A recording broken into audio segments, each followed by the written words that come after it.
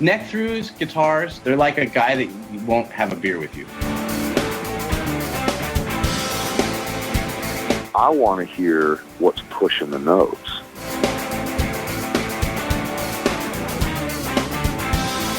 Freddie King and B.B. King, Albert King, and let's not forget Burger King. I don't want to blow my knuckle out.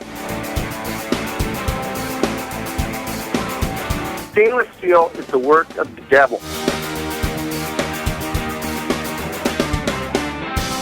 These go to 11.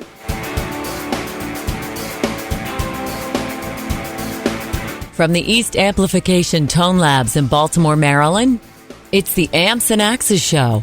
With your hosts, Jeff the Godfather of Low Wattage Amps Bober and Mick Marcelino. Well, good day to you, Mr. Bober. Good day to you, Mr. Marcelino. Ooh. How be ye? We be stretching thin. Yeah, that's true. Well, it's good to stretch thin after Thanksgiving. Yeah, we're doing crazy podcasts. We I got believe some it's twofers called and threefers. Whirlwind. Yes. Yes. Happy post-Thanksgiving to you, Yes, my happy friend. post-Thanksgiving and happy post-Thanksgiving to our fans. Yes. Because they are, the numbers are reflecting it, and we really appreciate it. And this is a tough time of year because you guys are out shopping. You're not always thinking about the podcast, but we are. We are, and we really appreciate thank the ones of you that are. Yeah. That's right. And what would be a better Christmas gift to turn on your friend to Amps and Axes? I can think of none better. It's free. It is free. I almost dropped an F-bomb. It's freeing free. It's free. It's right. free. Come on. I can think of no better gift. It's the cheapest gift you can give your friends. And it keeps giving. It's a gift right. that keeps on giving. Yeah. Like better than some of those other gifts that keep on giving. Uh-huh. And we've got some good guests coming up. We do. That we've already interviewed. Oh, shocker. Yes, true. Yes, yeah. And true. Anyway, but look, you got to go out to ampsandaxescast.com. I keep saying it. Just please go out there. Everything is out there. All the episodes. Right. You got also our new show, This Week in Music. Yes.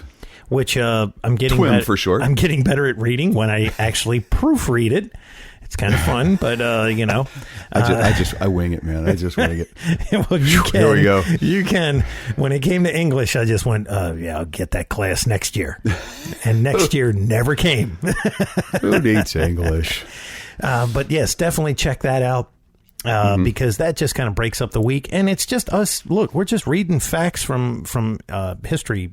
Stuff. That's it. And interesting musical facts. Yeah, some of it is like never knew it, never had an idea of it, and it was just in such passing that it's like a historical event. But we were just like, wow, dust in the wind. Yeah, so check out some of that stuff. I think more and more people are checking it out. I can tell. Yes, they are. Yes. So we do appreciate that. And, of course, we have our good buddy from up north. Jason Sadidas. And he gives us... Quick Lick. That's right. I first want to personally thank Jason. Yes. Because he got his new Duality 30 rig. Oh. And our friend has been pumping out some very nice demo videos. Well, there for you the go. Duality. If you haven't seen them yet, I will show them to you. Okay. Thank you, Jason. Thank you very, very much. And he's obviously enjoying the new amp. If you do visit to go do all that stuff, there's an Amazon banner. Christmas is literally 20-some days away. It's too late to buy the turkey, unless you want a leftover turkey. Well, you could have a turkey for Christmas. That's most people do. Yeah, look at that. And a ham. Buy a ham. Turkey's over, buy a ham. Yeah. There you go. And unless you don't eat pork. Click on there. And when you go through and you buy something, they kick some back to us, helps keep the lights on, the hard drive spinning. That's right. Guests coming. Yeah. That's right. And that's important, too. We appreciate that. Of course, all the social media is there. And if you go to iTunes, how many stars? Wait a minute. As many fingers, 5. There you go. As many fingers on one hand. Yes. 5. Whether you love us or hate us, just give us the 5 stars. And that's been happening. Awesome. We're getting positive reviews all the time. We really appreciate that. Okay, we've badgered the listeners enough. I know. I'm sorry. It's okay. I have to do that. Oh, I know. and it's all of it's important, so just do as much of it as you can and turn your friends onto and smack them upside the head and ask them to do that too. Yeah. It would be great. We'd love you. Yeah. There you go. It's nothing bad there. No, it's nothing bad there. But speaking of something bad. Yeah, so I got it. Crazy. Yeah, so okay, so if you're on Instagram and you follow us, I monitor that. Okay. Right? And I'm always going through and I'm checking out everything. And then I saw this thing that happened with our good buddy Rick Sell from PureSalem PureSalem, Guitars. yeah. Okay. Now, Rick is, we hung out with him at NAMM. You guys shared a booth at NAMM, right? He put your amps in there. Yeah, he was kind enough to let us drop an amp or two in his booth and have people come by, take a look, and they were doing some demos through it, and yeah, he's a great guy, man. Great guy. And great guitars. Yes. Well, it looks like some things have happened. Mm-hmm. And it looks like one of the big guitar companies, Gibson, to be, straight up with everybody. It looks like they're going after him for a couple of the designs that he has. And I saw the two that he was complaining about, that they're complaining about, mm-hmm. I should say. And quite frankly, it looks like just a witch hunt of some sort. I don't know. They seem to do it just for the sake of doing it. They I don't know how successful they'll be at this one because they weren't really successful. Yeah, we'll find out. So okay, so we're going to take a quick break. Yeah, and then when we come back, we're first going to come back with Mr. Rick Sell from PureSalem Guitars. Yeah, we got to hear a story. Because we definitely want to hear the story. So we're going to let him explain things for a little bit. Yeah. And then we're going to come back with our guest of the week, somebody that's, wow, what a great guitarist. What a great band. Iconic soloist, man. When it comes to his solos. Yes. They like ingrained in your brain. Yeah. And we were very fortunate to be able to get him for maybe longer than he was scheduled to do, but not as in depth as we'd like to. But we were very thankful to get him anyway. Yeah. So after Mr. Rick Sell, we're going to come back with our guest of the week from many other bands, but the Black Crowes. Yes. Mr. Marc Ford. Hey, what's up, everybody? It's Kevin Cunningham from the band Stolen Roads, and you guys are listening to Amps and Axes. Okay, and we are back as promised with our quick guest of the week. Past guest of ours, great guy, makes great guitars. Yeah, man. Mr. Rick Sell of PureSalem. So, Rick, welcome back, man. Hey, thanks, guys. Thanks, Jeff, Mick. It's always a pleasure. Yeah, I kind of wish it was on a different reason that we had you on, but I saw the post the other night and I reached out to you and you said, yeah, let's make this happen. So I was like, well, hell, we're going to make it happen. So tell us, yeah, you know what? What's happening? Even considering what's going on, it's still it's not a bad thing. We're taking this all in stride. It's just, I guess it's just part of the course of, I don't know, being in the big business world, I guess. So it's not that bad. It's not that bad. So what is that is not that bad? What's going on there? That is the 800-pound gorilla in the room. Mm-hmm. Gibson Guitars has taken notice of our little family-run operation, and they sent us a C&D, a cease and desist order over our Cardinal model. And then from there, it kind of escalated to where they contacted Facebook and our web hosting company, and then they decided to throw in our La Flaca model and our Elevation model. So it's kind of been like a domino effect with them, one thing and then another and then another. Now, that's what's going on. What are they contesting with all those models? And then we'll get into what the heck they are doing, contacting like Facebook and things like that. Trying to get them to pull it down. Yeah, that's... Which they did. Really? Facebook, Jesus. I'm a little upset with Facebook.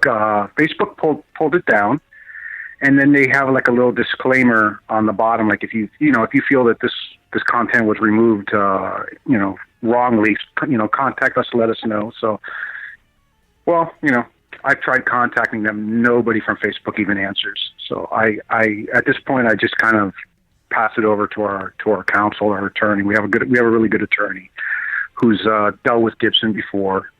So, it's just, I'm going to let him handle it. But yeah, it was regarding initially our Cardinal model, and then they just kind of threw the other ones in as being violation of trademark. So exactly what aspects are they contesting? They're saying that our Cardinal model is a Firebird copy, and our La Flaca is an SG copy, and our Elevation is a double cutaway 335 style copy, which it is it's funny, out of all the other two models are completely different guitars, and our Elevation model has been manufactured. It's been in the public eye for decades now, and it's kind of been branded like a public domain type thing, similar to like the Telecaster shape. Mm-hmm. Yeah. Sure. So that's basically it. Those three models got targeted by them. And here's the thing: you go to Collings, they make a 335. I mean, a thing. So many people and make this style guitar. And the difference is yours doesn't even have F holes, right? Yours is non-F hole. No, ours has no F holes. Yeah, that's the whole crux of it for me. That is what upsets me the most, is how they cherry pick who they want to go after. Collings, and let me just start off by saying they shouldn't go after anybody unless someone's putting Gibson on their headstocks. Right. But you're right. Collings makes a 335 shape. Washburn, D'Angelico. Sure. There's just a whole list of them. Yeah. And they've been doing them for years. But these are big players as well. For the most part, and they won't approach them. They'll approach a Cower Guitars or Echo Park. Some boutique builder that's up and coming and doing really well, but they'll go after them. They'll go after the smaller companies. Yeah. And I think it's all just bully tactics. Like, yeah, sure. When they contacted our web hosting company, our web hosting company were like, okay, we got to take them down. So I said, okay, I understand. And I said, how do I fight this? And they says, well, you have to do a counterclaim. And then basically Gibson will have 10 days to respond with some type of court document, which I knew that they wouldn't. So I was like, okay. So I had to take the models down for 10 days. And now, of course, they're back up on the site now because Gibson never, they never proceed. They always skirt the perimeter of what's legally ethical. And they really act in bad faith. To me, it's a shame that such a cherished, iconic institution has to play these games. So they didn't. They didn't come back with any type of court order or anything because they have no case. And now the models are back up on the website. And basically, all we're dealing with right now is a cease and desist, which I'm not going to cease. I'm not going to desist. I mean, I've been through too much crap in my life to bow down and roll over for these guys. I really don't see why you should. I mean, Mick just showed me the pictures of all of these, and like the 335 thing. Plenty of people do that style guitar. Exactly.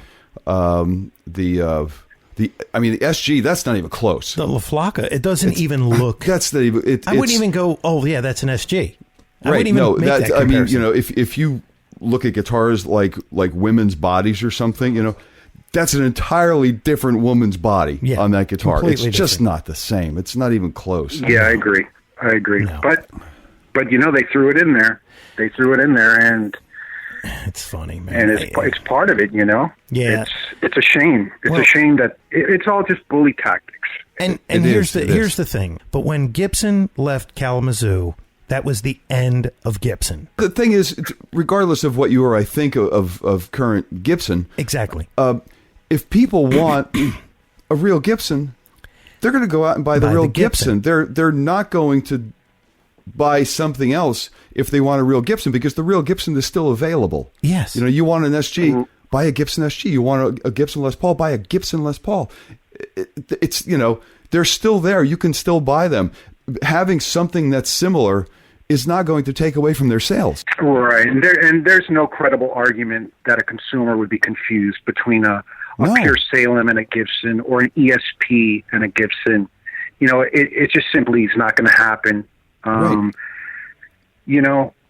It's just ridiculous to think that a consumer at this level would confuse the two brands, to Fender's credit and to Gibson's credit, and Rickenbacker and a couple others. They were there. They were there when rock and roll started. Sure. When Little Richard and Elvis and then the Beatles, and they were there. So they are in the position today of being the iconic guitars. So like you were saying, Jeff, somebody wants to get a Gibson, they can go get that Gibson. Yeah. Is it going to be the same quality, the same, same company ethics that were back then? No. But if you're going to be asleep at the wheel, like I think Gibson is, it's pretty good laurels to rest on. You're resting on your laurels, but my God, look at what they are. They're great. The LP, the SG. I mean, they're just, they did create the iconic guitars that everybody loves, and it's a shame. It's a shame that look where they're at today. Now, from when you're saying when Gibson left Kalamazoo, I agree. From a stockholder's perspective, the new CEO of Gibson, you got to love the guy because he's diversified the company. They're basically Gibson's turned into like a Yamaha, where they're involved with so many other things. I mean, one day my grandson's going to be mowing the lawn on a Gibson lawnmower, probably. Yeah, because Yamaha, you can ride up on one and play one. Absolutely. I was reading in one of the trade magazines. I mean, Gibson's, not a lot of people know that, but I think like Gibson's annual revenue was like 13 or 18% from guitars. The rest is from other, when they diversified and all the other companies. I didn't realize so from that. a stockholder's point of view, you're loving it because the guy's made you a lot of money. Mm-hmm. From a guitar player and someone who cares about the history and that whole world, this guy's just continuing to nail the nails into the coffin of what was once a great company. And it's not even like it's a major part of their income anymore. I mean, it is what it is. They should focus on making and doing the best that they can with what they still make, because people still want them. There's no doubt that people still want Gibson guitars, but like I keep going back to, this is not going to impact their sales in any way, shape, or form. Not at all. It's retarded. Well, you know what, Jeff? Another thing is, I think the law firm that handles this part of Gibson's, of Gibson's dealings, I think they've kind of created a cottage industry here, because they know, like, okay, there's a guitar that looks like an SG. Let's contact them with a cease and desist, and then they're going to have to reply, and then we could contact their web hosting company, and we can contact their social media sites, and they could push it to a certain limit, and then once they reach that limit, and they can't, it's either take a crap or get off the, what's the saying, Mm-hmm. get off the crapper. Get off the pot, yeah. And get off the pot or whatever it is, and which they won't because legally they have no case, but they're going to push it to that limit. And then when they're done with that person, then they'll go find another company. And I really do believe that this law firm has created a cottage industry for itself. They know what they can do, and it's in bad faith. It borders on unethical behavior, but they're skirting that perimeter of what they can legally do, and it just reflects badly on them. I don't know why they would allow that to happen, because I posted it up on Instagram, and I thought for a while, we do have an attorney. He's a very, very, very competent attorney. I have no concerns or issues how this is going to end. But I just felt like I was getting harassed. It's like, they're cherry picking. So I was like, you know what? I know that people are going to take sides. Gibson has a ton of loyal followers, and they're probably going to jump all over me. But I just felt, like social media can level the playing field a little bit, and I just wanted to let people know, hey, this is the kind of company they are. And the response has been overwhelmingly positive. As it should be. Like I said, I don't see anything there that, oh man, this looks exactly like, every aspect of this looks exactly like one of their guitars. I don't see, not even close. I don't see anything like that. It is just kind of a witch hunt thing. Yeah, I think so. Yeah, and we're just the flavor. PureSalem Guitars is the flavor of the month. When the dust settles and everything is over with and life moves on, some poor small business, some guy just getting started, is going to get hit with a cease and desist, and he's going to go through the same thing I've gone through, that Cower Guitars has gone through, that Echo Park has gone through, that Grover Jackson 2 has gone through. I mean, it's just it's just how they operate, and I'm just the flavor of the month. Well, wow. I hope I hope they go through so many flavors of the month that it leaves a really bad taste in their mouth, and they just focus on what they should be doing, is building the best guitar that they can build at this point in time. Taking care of that tuning issue they have with their D and G strings. Well, that would fall under making the best guitar you can make at this point in time. So, man, you guys might get a lot of hate mail for this one. Look, man, here's the thing. There's always going to be some kind of controversy. It is a ginormous planet we live on. It's bigger than anybody could ever imagine, and there's a hell of a lot of room. And for everybody. It's like, you know what? It isn't just Fender and Gibson.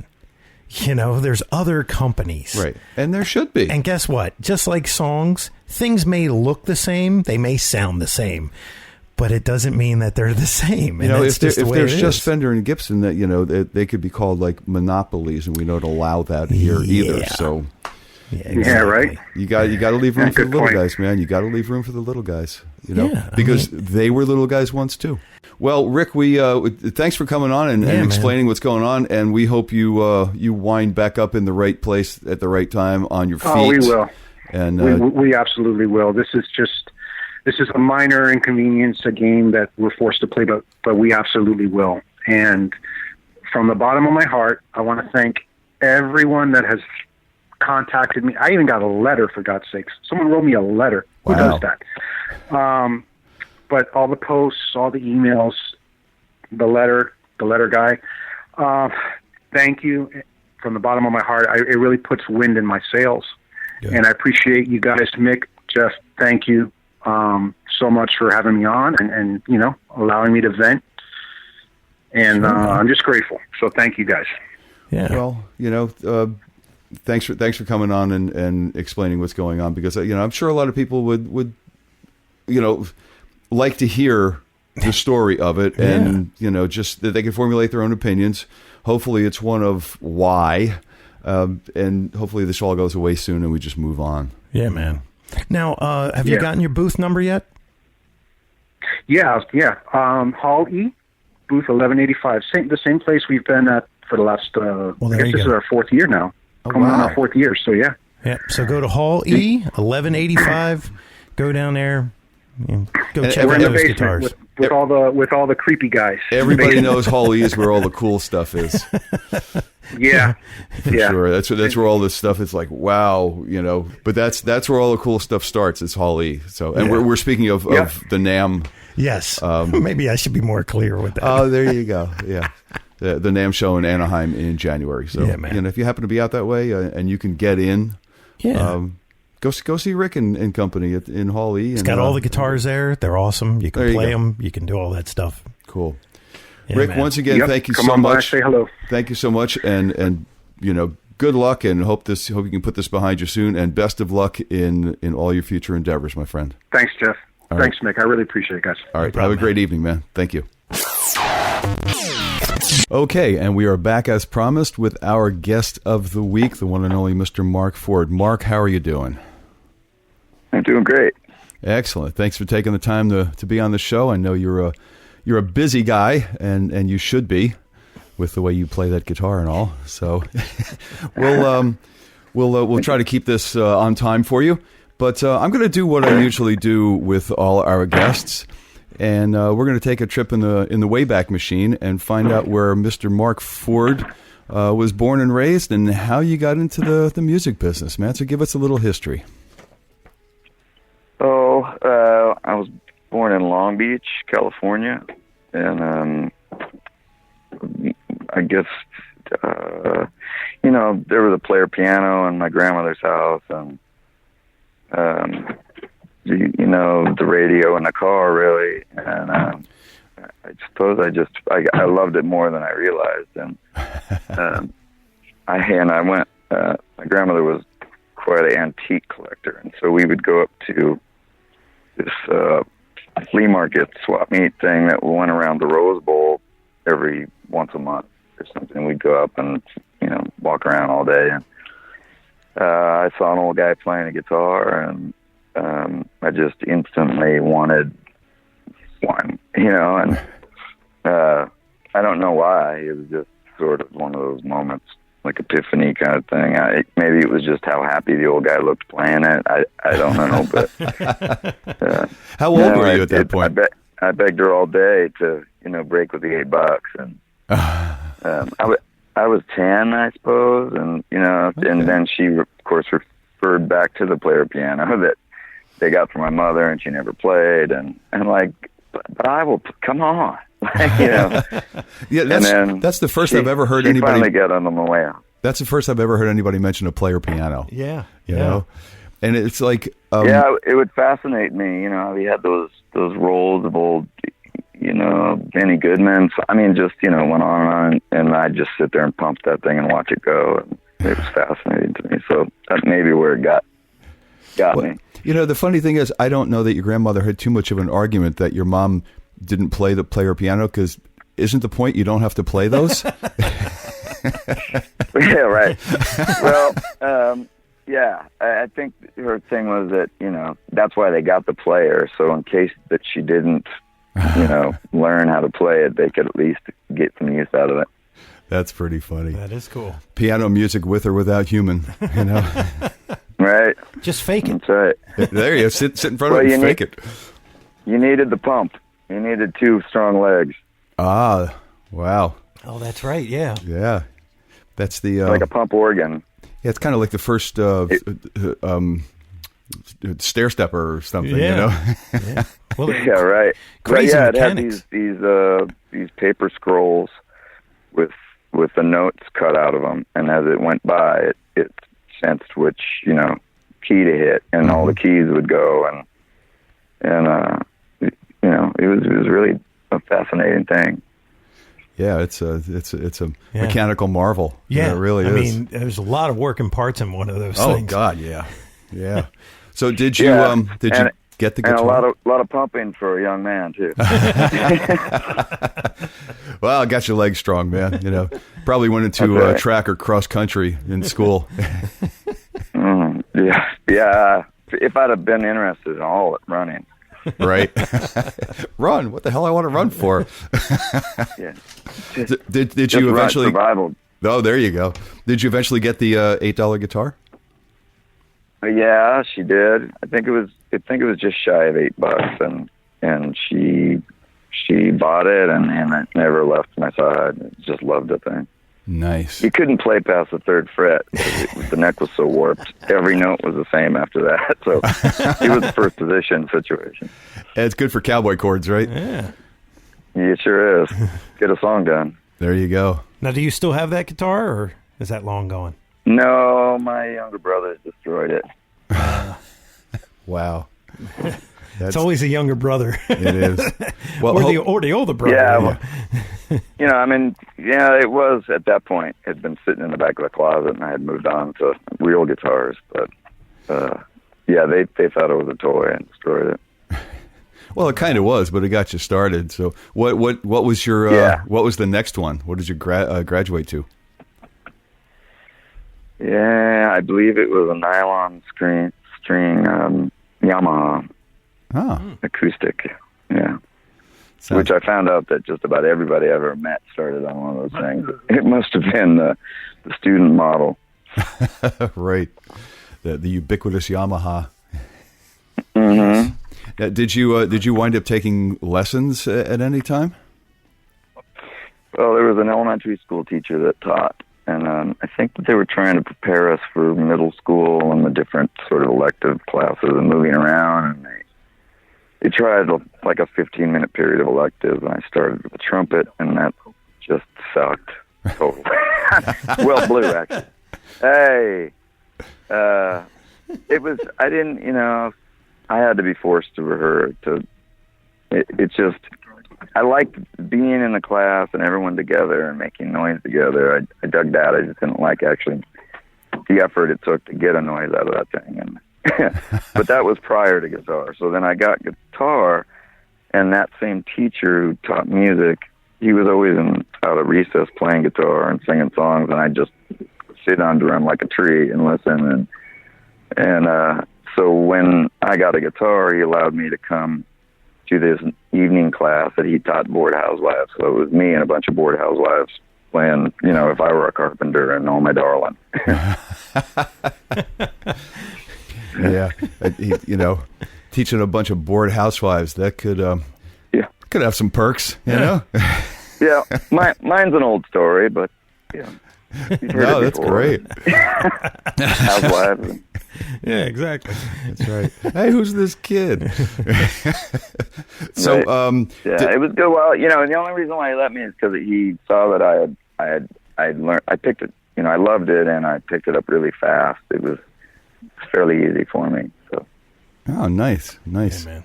So when was the? I then went back to him because his father had a subscription to Guitar Player magazine since the beginning, and so when Rich and I got the cover of Guitar Player, I took a copy to him, and I was there when his last class got out, and I walked it in, and he about fell over. It was great. Wow, that's pretty cool. That is pretty freaking cool. Yeah, man.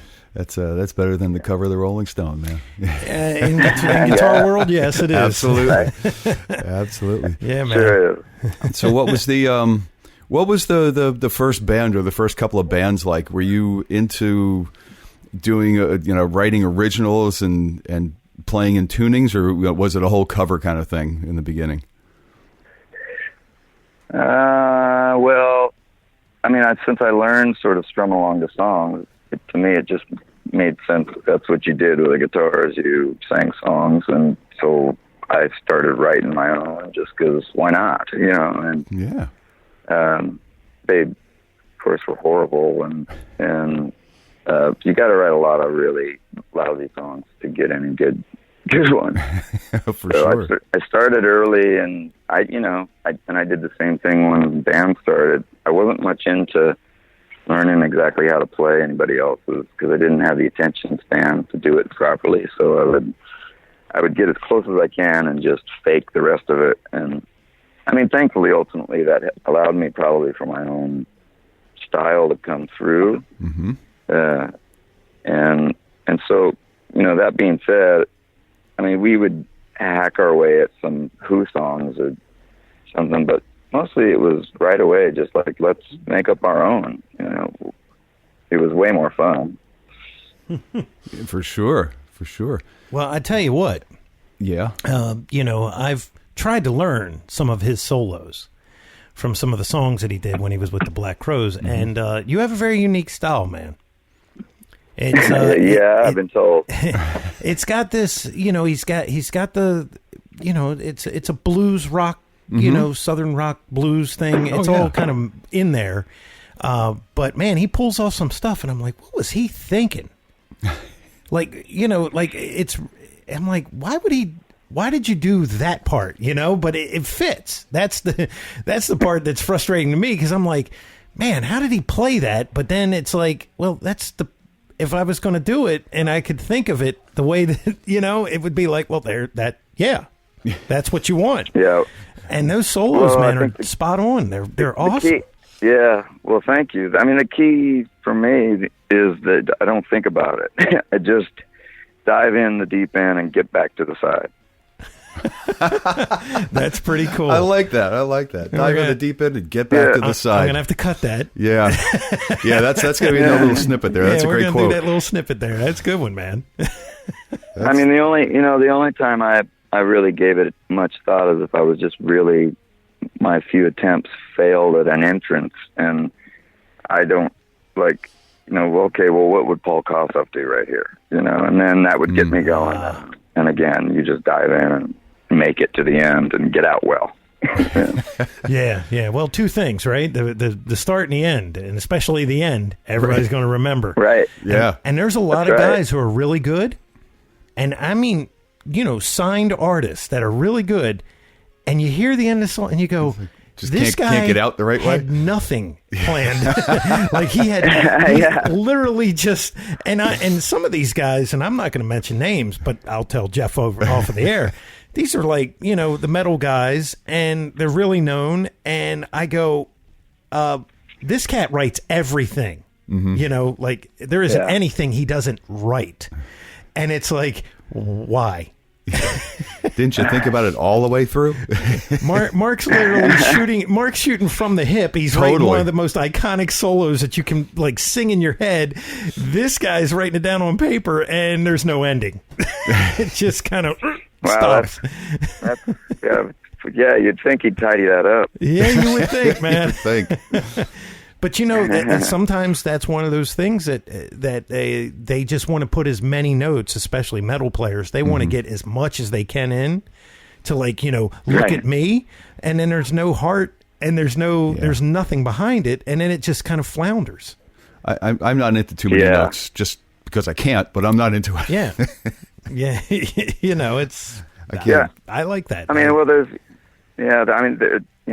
the sort of the classical approach where it's all very cerebral and it's mathematics really, and it's technique, and that's all great and good. But if you're going to do that, I mean, gosh, write an ending to the thing. But I guess I understand, these guys want to get as many notes in there. Who cares what it says? I mean, that's a way to do it. I'd rather hear Neil Young, drill a hole through a concrete wall with, a couple of notes. Absolutely. Yeah. Absolutely. Yeah. Just pound on that pair of notes for, 2 bars, 3 bars, and 12. 12, whatever. I mean, that makes a point, It's like, I think it's got such power to it. I think I mentioned this probably a couple years ago on the cast, but I said, I saw Buddy Guy one time hold one note. It was just sustaining. Mm-hmm. It was like 20 bars, right? Yeah. And I was like, that was the baddest thing I've ever seen. You know what I mean? Like, it was so cool. And he just held it. Yeah, well, that tension and release thing. Man. It's like you can get somebody's attention a whole lot more if you start a sentence and don't end it. And everyone's sitting there waiting. Than if you just, run into a room and babble off some useless information. That's another great point. Yeah. Start a sentence and don't end it. It's all communicative to me, and I started figuring out my own style, I guess. Like I never really thought much about it, but with this Kickstarter thing, part of it was these Skype guitar lessons, and so I don't have a curriculum or was taught, so I had to sort of put words to what I do and make sense of it enough for me so I could explain it. And it really all just comes down to communication and, like conversation, there's punctuation and there's pause and there's added tone for effect. And, so to me, and all those blues guys and jazz guys and talk about to get it to speak like a human voice is the ultimate goal. So, it made sense that punctuation had to be involved. If you're telling a story, you want, drama and effect to be involved. So that's what I suppose it all really comes down to your speaking rhythms. I'm sure that has a lot to do with why people play different. And, because no one speaks the same. No one's DNA is the same. No one's fingertips are the same. So, conversationally, that's what music is for. It's for communication and everything else that comes with it. Wow, that's I like that. That's a great insight.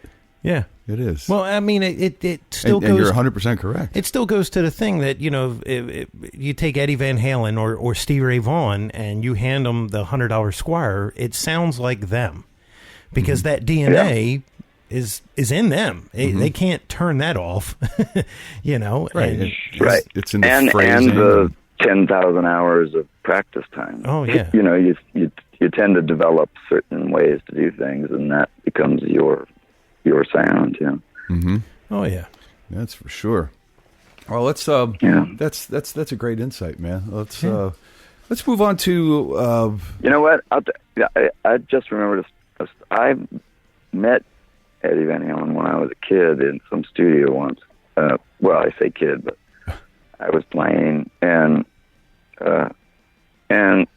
he picked up this crappy old acoustic guitar that the action was just ridiculous on it, and he picked it up, and I'm going, no way is that guy gonna, and he went, you know, he did his thing, like, wow, you know, so that blew my mind right there. I thought it was all, you know, gain, but of course it didn't sound like, you know, obviously, but still, but there was no tricks involved. Yeah, it was Eddie's phrasing and, you know, style, and yeah. Wow. Which is not, I mean, he comes from a classical background, so it's possible to take the head and the heart together. Yeah.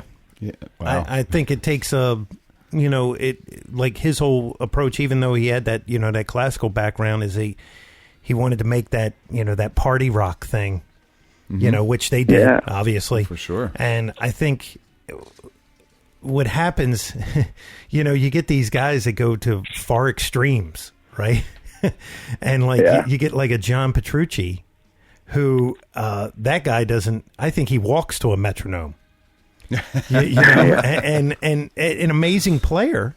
You know, not dismissing his playing ability, but it's almost like, dude, just relax. You know, just. You don't have, you know, Rush got rid of the freaking click at one point. Take a breath. You know, and it's like, I often say, I think I've said this. It's like, I want to know what's going on in his head. Does like 4/4 actually bore him to death? You know? Well, he's probably schooled, you know. Oh, yeah. And unfortunately, school will teach the music right out of you sometimes, you know, if you let it. Man, he's got all the cool quotes. Yeah, I mean, I really do think it's great to know, like, the theory, you know, for song construction and things like that, you know, from a schooling aspect. But, you know, don't let it get in the way. It's almost like having a superpower and then using it too much. Yeah. Right? Right. Yeah. It's like, I can throw a truck with my hands, but if you throw the fifth truck, everybody's like, well, he can throw a truck. That's great. You throw a truck, big deal, you know? It's better to just pick it up and wait for people to see what you're going to do with it. See, there you go. There's the tension. It's the tease. It's the tease. What am I going to do with it now? That's right, you're getting it. See, there, I already learned. There you go. I learned something today. So let's get into a couple of bands. You know, there was Life Before the Crows, you know, and there's Life After the Crows. Looks like Burning Tree came first. How did that come about? And I guess that led you to Exposure, which got you noticed by the guys in the Crows, or were you friends with those guys before you did Burning Tree? How's the history go? No, I had got signed. Burning Tree got signed to Epic. It was kind of the evolution of the band that the guys that I've been playing with really since high school, one or two, or you know, different versions of it, and so it ended up being a 3-piece and us getting signed to Epic, and then we made our record, and it came out about the same time that the Crows' first record came out. And doing press for it, there was a guy at NME who suggested that we get a hold of each other because we were kind of doing similar things, and we'd probably like each other. So we did. A friend of mine gave me a promotional copy, and you know, I had stuck it in my Ghetto Blaster, which I had bought with my new record advance.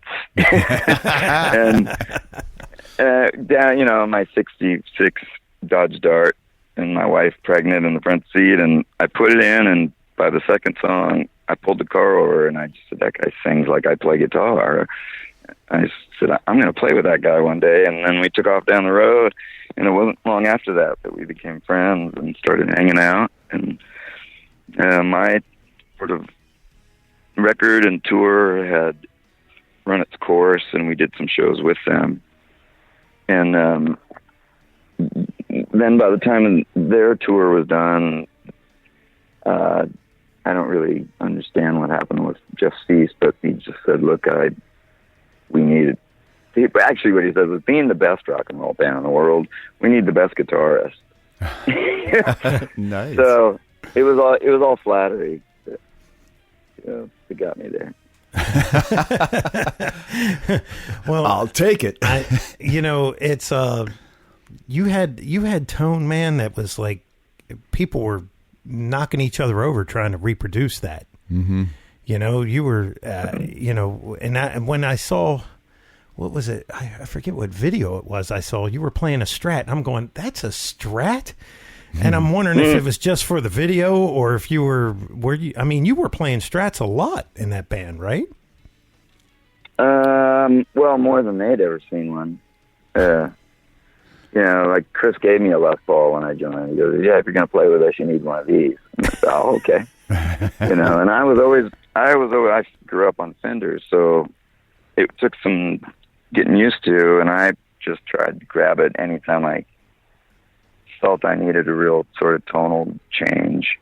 I think you're talking about Remedy maybe, and I don't know if I used it on Remedy or not. Oh, but, okay.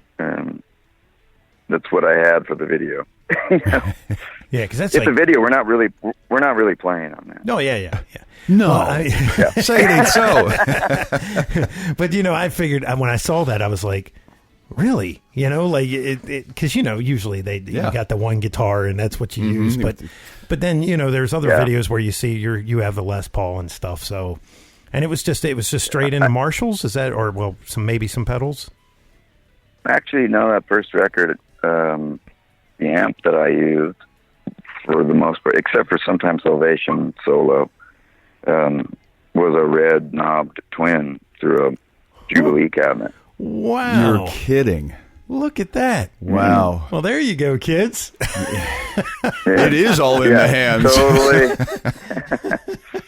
Yeah, I used Marshall live, but that was just the best amp available for what was happening. And, it worked, and we went for it. We were done in a couple of days, so, Wow. That's how all the good ones are done. Yeah. Yeah. You always hear from people, and you can go with Van Halen and not Boston. Boston, it's a different ball game. But a bunch of the albums that you hear, and they're like, yeah, 2 weeks we were out of the studio, done, completely done, ready to go, and you're like going, and your last album took 7 years. These guys were done in a few days. Well, they're different. It's different kinds of recording. You can't make Rumors in 10 days, or. That's true. Yeah, that is true. And you're glad that they took 2 years to do it, because it's like perfect. It's really an amazing album. But then, so are all John Mayall's records, which they may have gone 2 days to make it. It's a matter of A, what you're going for, and B, are you prepared as a band already? Yeah. You just walk in there and put mics up and play. Mm-hmm. So I like that 2 day thing. A red knob twin. Yeah. We were done with the basics in 2 days, and so the rest of the days was just tidying things up, vocals and whatever solos that didn't go down live. Mm. Yeah. It sold a couple copies. Yeah, you did pretty good. It did. Yeah. It did, although 2 million after 5 million is a failure from the record company's point of view. Yeah, I guess 2 million after 5 million. Well, I guess. Yeah, there's always somebody trying to poo on your parade. Yeah, absolutely. I liked it. I was like, you know what? I bought a copy. Yeah. Yeah. I think anything after 999,999 is a success. Absolutely. Totally. I think about just most of them up to that as a success. Absolutely. Yeah. Any more nowadays, except for the schlock that's out there. But so when you were recording with the Red Knob Fender, was that not your your typical rig from back in Burning Tree? Did you No, need to go for something different I at never that point? played their one. Wow. It was there. I think that it was either Bud O'Brien's or Brendan O'Brien's, or it was there at the studio. I don't think Rich owned it. Mm-hmm. And I just flew in. I didn't bring anything with me but a couple guitars, so I don't really remember where it came from. They just, but that like I wasn't. said, it was just the best sounding amp that was available. Mm-hmm. And it was. But those red ones, they got all the driving mechanisms, and Steve Cropper swears by them. Yeah, and, I know. When you plug it in the right hole, I guess it works different than a regular old twin.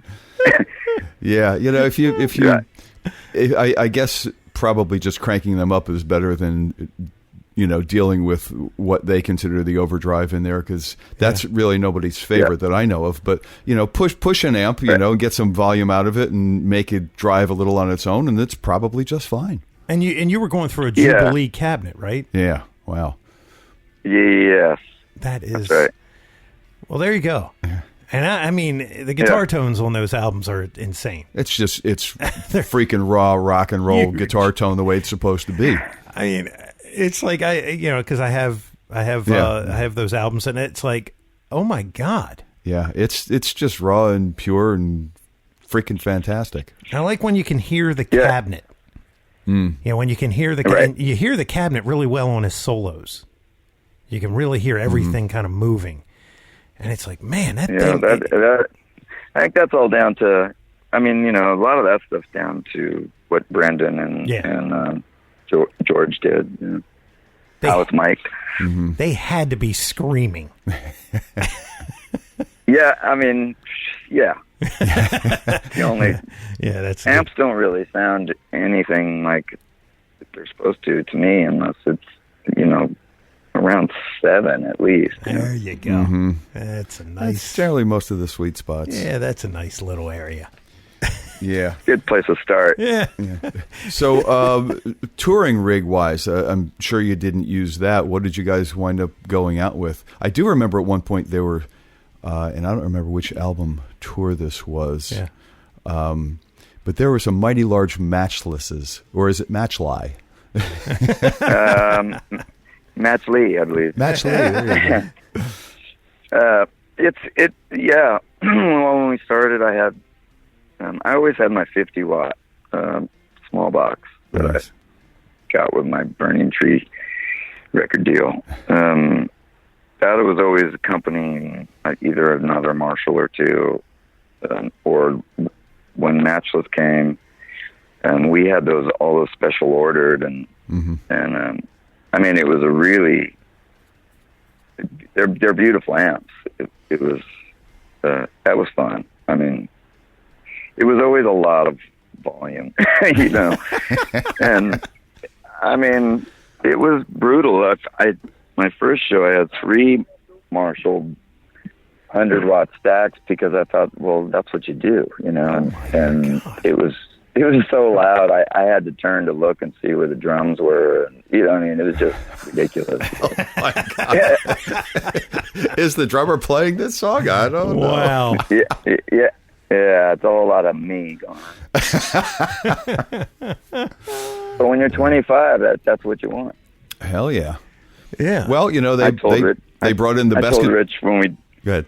I'm sorry. Go ahead. Go ahead. I was just saying, when we did the Woodstock thing, I told Rich that I hadn't really fully realized what we had done together until I got to listen to those records to remember the tunes to go and play Woodstock, because I just really don't think about it or listen to it, or it's been years, and so I got to really listen for the first time, like unbiased and really what those records sounded like, and I just said, Rich, wow, I put those records up with anything that I've heard, and I mean, it was really good stuff. At the time, I could only hear me, He goes, yeah, that's all any of us could hear with ourselves.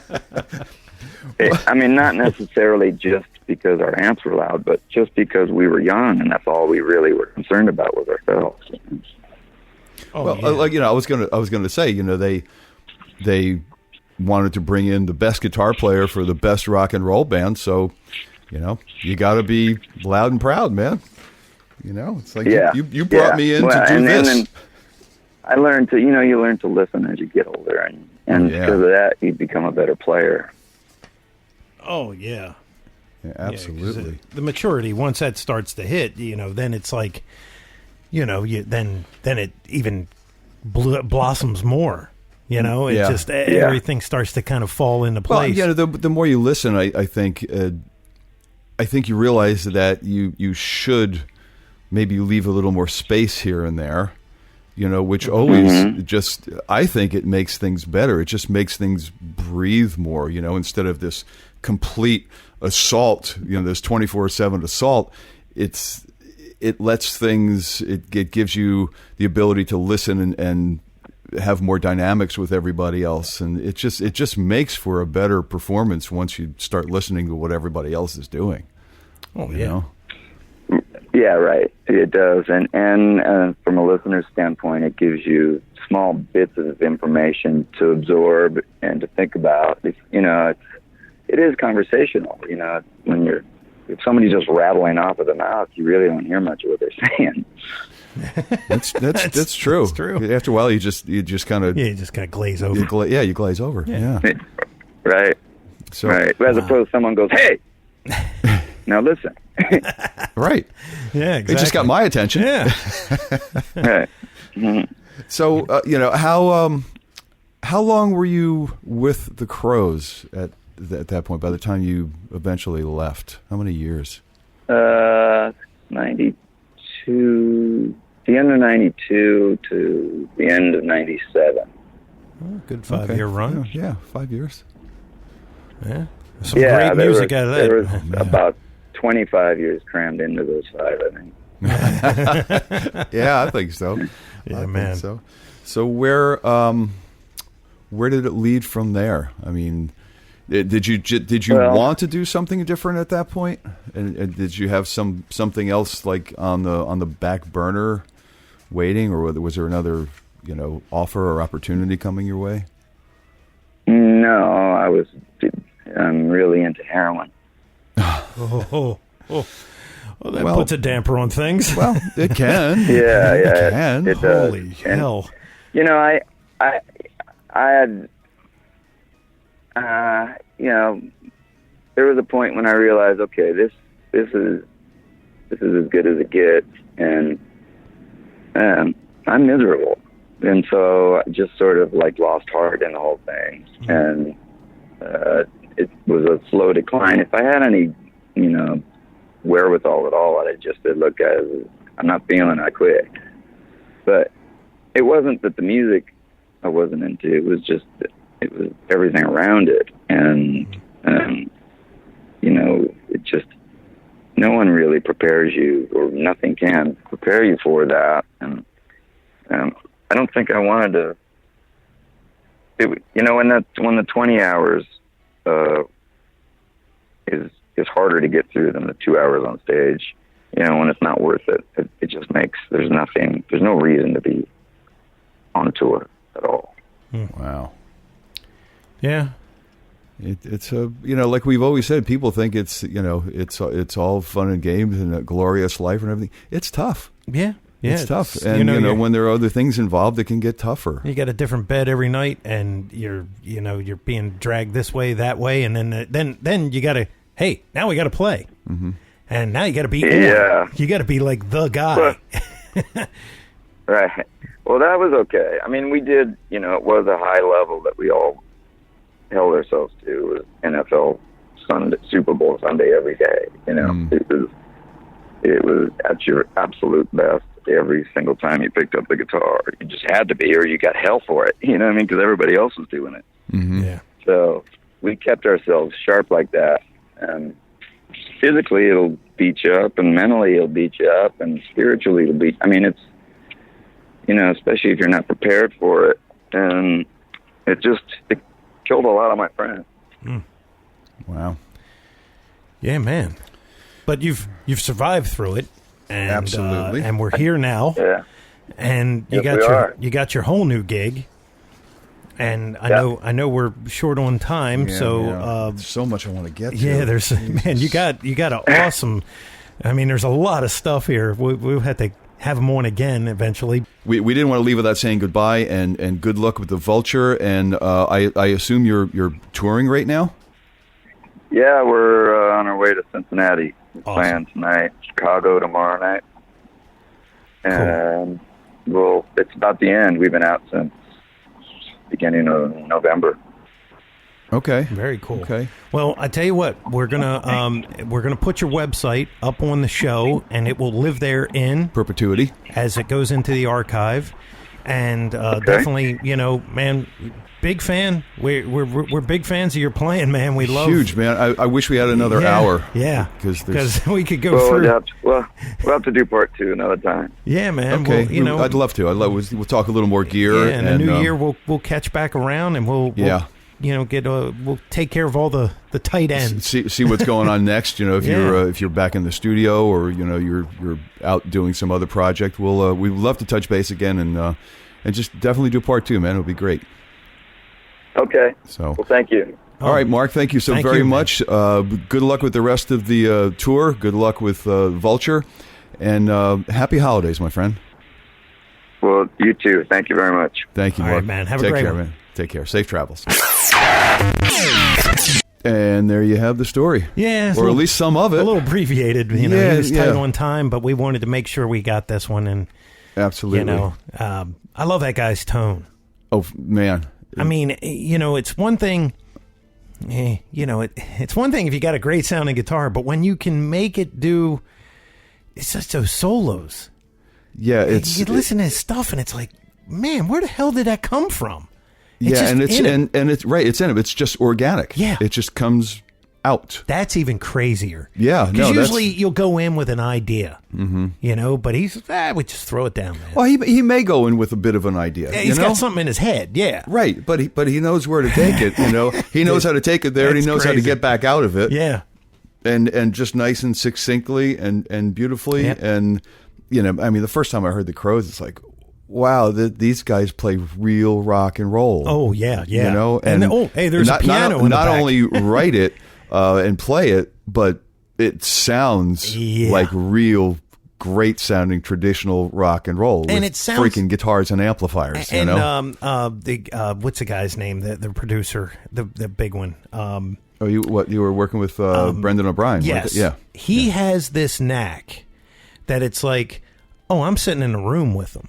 Mm-hmm. Like I'm at their band practice, right? And that I think is the key, because that was even like, I always say this, but like Eddie Van Halen, like those first Van Halen albums, they had that feel like it was just, they just rolled tape and go. The real good producers know how to do a lot with a little. Exactly. Like make it sound big and present and in person. Without 64 tracks of crap. Yeah. You don't need, if it's there, you don't need all the extraneous. And you hear all that guitar separation and everything else. Absolutely. And it's funny because, like, you hear some of these stories and the guys that, these really iconic type guitar players that play these solos, they always go, yeah, just go in, I bang it out 3 times. Usually the first one's the one we take. Mm-hmm. And you go, so what did you do? You were in the control room, you just bang the solo out? Sometimes I just do it live. You know what I mean? Right. Like they just wing the thing live, and that first one is the one that they capture. I forgot what instance it was, but there was somebody that did like 60 some takes of something. Yeah. And we wound up using the second one. Exactly. It's it's crazy, man. I mean, you can overthink it to death. You can by the time you get that many takes in, the energy's gone. Oh yeah, the natural the flow mojo that's coming out of you is gone. Just drains away. You may be playing, you may be executing better, playing more proficiently or more planned out, but the raw shit's gone. It's all gone. Yeah, it's something about capturing it, that Absolutely. magic moment. Well, these guys knew how to do it. Yeah, they did. And night after night, because, great shows, man. Until Great Miller shows. Beer put their banner up, and then that was the end of that. So until next time, my friend. That's right, because it's not the end of this. That's right. I'm Mick Marcelino, and you're? I'm Jeff Bober. And we're always saying... Onward.